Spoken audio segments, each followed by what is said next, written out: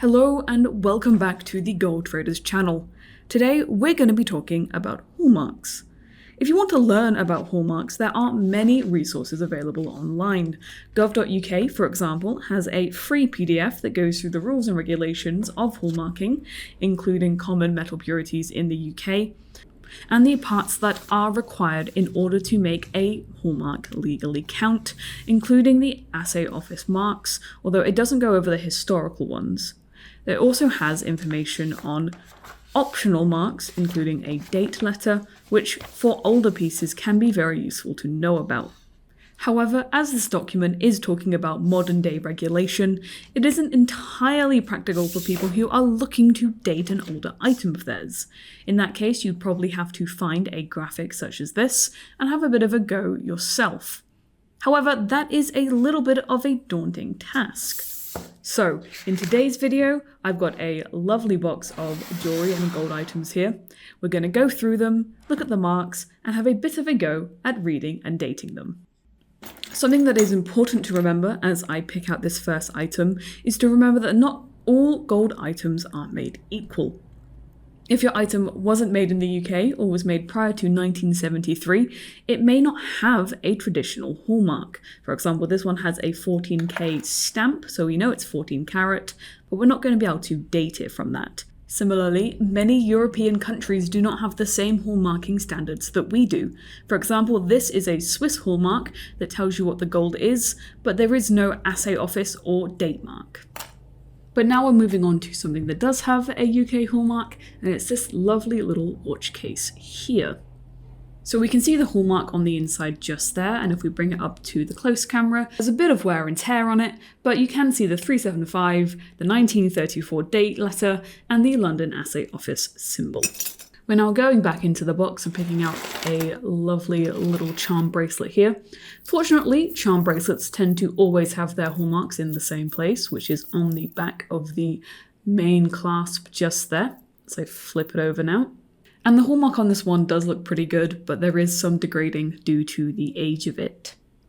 I did struggle a little bit to get the focus on this one as it is so tiny, but I did change the positioning a little bit and you can see it a lot clearer now. You've got the 375, but unfortunately the assay office mark is very degraded, so my best guess here is that it is London once again, and the E would date it to 1940. Unfortunately, the degrading of hallmarks is very common, as well-loved items are going to be worn a lot and then the metal will wear down. And this isn't the only common problem with hallmarks. For example, this ring here has had shots added to it to make the ring fit better, which means that the hallmarks may have been covered up. If the ring had been resized, it may have been cut out. So there are a few reasons why older jewellery may not have hallmarks, even when considering the lack of legal requirement prior to 1973. And now we're moving on to a lovely white gold band here. Have a look on the inside, and the hallmarks are a little bit worn out, but still perfectly legible. And much like a few of our other items, we've got the 375 for 9 carat gold, the London mark, and a date mark for 1991. Now the next item in the pile is a bit of an interesting one. So I find this nice little necklace here, and you would think that on a necklace like this, that the hallmark would be on the main part, on the text there due to the size of it. However, that isn't the case. It's not on this part here, but it is in fact on the clasp of the chain, which you will see as I show it off and bring it up to the camera.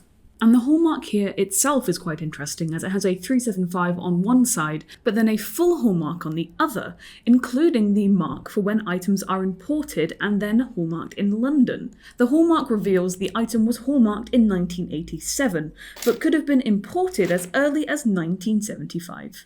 Moving on swiftly now, we have this gorgeous watch bracelet. We do have to unclasp it to get a better look at the hallmark, as they are often on the underside. There it is, so if we bring it up to the macro lens now, and unfortunately there is far too much degradation on this hallmark to actually read it. An educated guess could say that the assay office is perhaps Birmingham, but the letter is unfortunately illegible, so we are going to go back into the box and pick out our next item. which happens to be a cufflink. Now with cufflinks, the marks either tend to be on the backside of the cufflink or on the stem.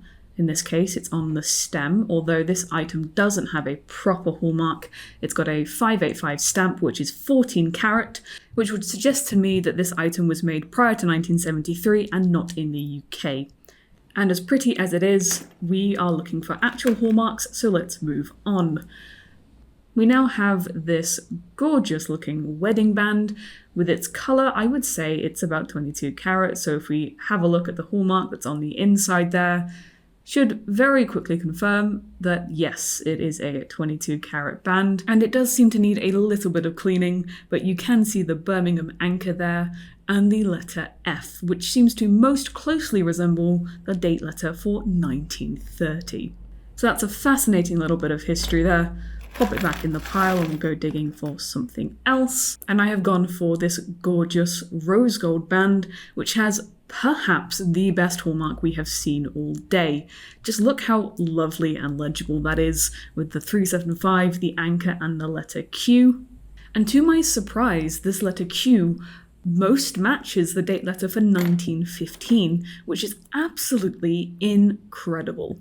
Though we don't dwell on it for too long, and I quickly pick up this bracelet to start finding a hallmark, and unfortunately this item didn't have one. If it was made prior to 1973, which I do suspect from the style, then it might just not be hallmarked. But that's totally fine. Items don't have to be hallmarked to be gold, and obviously we did purchase that, so it is gold. But obviously it is nice to have a hallmark just to make sure. Now that is all the time we have for today, so thank you so much for watching. Please give us a like and a subscribe if you fancy, and I hope to see you in the next one.